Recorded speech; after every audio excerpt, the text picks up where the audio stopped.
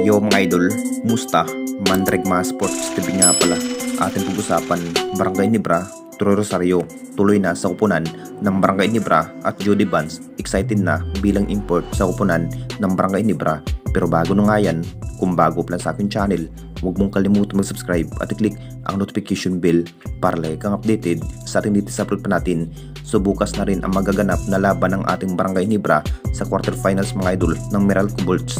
Siguradong napakainit pa rin ang laban at kung sino ang makakuha sa malaking tagumpay para sa semifinals, dahil hindi pa rin basta-basta ang makakaharap ang kupunan ng Meralco dahil isa pa rin sa malalakas dito sa ating liga. Matapos sa kakampyon lang sa Philippine Cup, maghaharap naman muli ito si Allen Durham, ang base import ng Meralco. Sayang na sayang pa rin ang pagkakataon dahil hindi muna makapaglaro ang ating base import na si Justin Brownlee dahil sa back-to-back injury. Pero posibleng may isang player pa rin ang Barangay Nibra bilang big man na gustong idagdag sa lineup.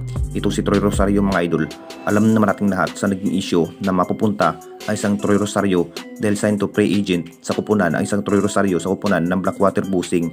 Kung bakit isa pa rin ang kupunan ng Barangay Nibra na may interesado ang nasabing player na si Troy Rosario. Balak pa rin itong si Coach Tim mga idol kung sakaling matutuloy ang isang Troy Rosario sa pagkuha ng Barangay Nibra. Talagang ito pa rin ang magdadala sa opensiba bilang big man bukod pa kay Japet Aguilar. May posibilidad pa rin na mahabol pa sa quarterfinals ang isang Troy Rosario kapag pumayag na sa naging offer ng Barangay Nibra Management. Talagang gugulat na naman ang lahat dito sa bagong big man star player ng Barangay Nibra ay walang iba kundi si Troy Rosario.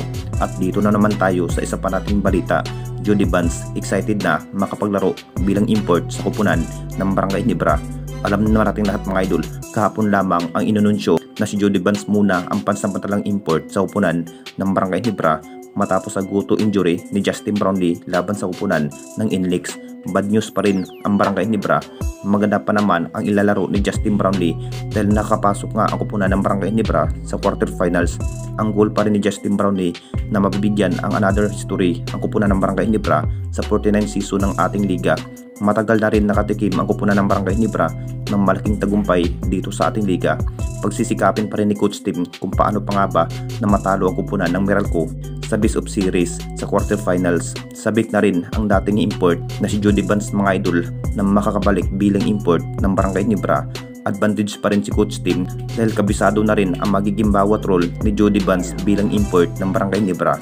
Masasabing hindi na rin mahihirapan itong si Coach Tim kung paano pa nga ba ang magiging bawat big role ni Jody Vance.